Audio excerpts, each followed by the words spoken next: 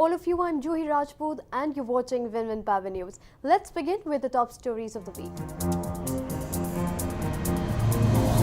Mega power policy drops privatization clause. Nuclear energy should not remain confined to a privileged few, says Prime Minister.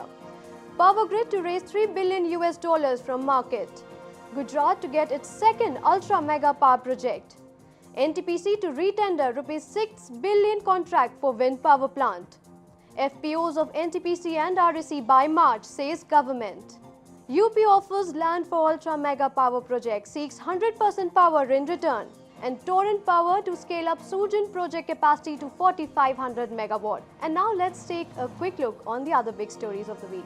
Prime Minister Manmohan Singh has said that the country's nuclear industry is poised for major expansion, offering huge opportunities for the global industry as well. According to the PM, if the nuclear program is managed well, the three-stage strategy could yield potentially 470,000 megawatt of power by 2050. The target is a big jump from the current nuclear capacity of 4,120 megawatt. Engineering and construction major Larsen & Toubro's chairman and managing director A.M. Naik has said that the company can build nuclear power plants with a capacity of 3,000 to 4,000 megawatt a year. The L&T plant in Hazira has the capacity to build 4 to 6 nuclear reactors a year, and the company has already invested 2,404 crore rupees in the nuclear business. However, Naik said that by 2011-12, revenues from nuclear power projects can vary from 1,500 crore rupees to 7,500 to 8,000 crore rupees if the firm was allowed to take up the projects on a turnkey basis. NTPC, the country's largest power producer, will invest 17,700 crore rupees in the current financial year, with an aim to add 3,300 megawatt of generation capacity. This in turn will help NTPC achieve a 9 to 10% growth in power generation by next March. According to CMD R.S. Sharma, the new capacities will be financed at a debt-equity ratio of 70-30. The utility has also set a target of setting up hydropower capacity of 9,000 megawatt, nuclear power capacity of 2,000 megawatt and renewable energy of 1,000 megawatt by 2017. And now let's move on to our next report on ultra mega power projects. 3 large power projects with generation capacities of 4,000 megawatt each are facing delays following objection from state governments over issues such as profit sharing and location. The proposed plants in Orissa, Tamil Nadu and Chhattisgarh are part of the union government ambitious plan to set up large power generation capacities through its ultra mega power project scheme. Of 14 such UMPPs planned, the government has so far awarded 4 projects.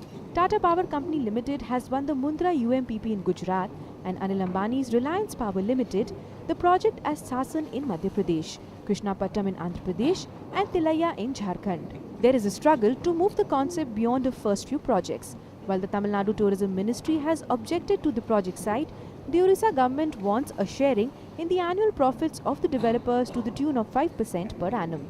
In the case of Akaldara, a new water reservoir has to be built to provide water leakage to the project. Given these problems, no UMPPs can be awarded this year. UMPPs follow a competitive tariff-based bidding in which a special purpose vehicle or SPF is set up to reduce risk perception and increase investor confidence.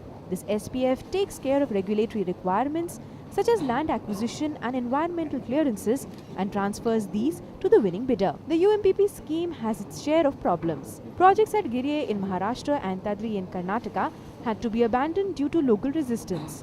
UMPPs are critical to the Congress-led United Progressive Alliance government's efforts to enhance the country's power generation capacity to fuel the needs of an expanding economy.